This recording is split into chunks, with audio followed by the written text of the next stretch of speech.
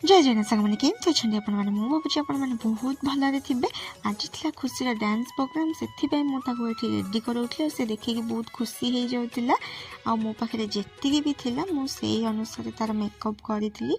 ଆଉ ଏଇଟା ସମ୍ବଲପୁରୀ ମେକଅପ୍ ଥିଲା। କେମିତି ଲାଗୁଛି ଆପଣମାନେ ନିଶ୍ଚୟ କମେଣ୍ଟ କରିକି କହିବେ।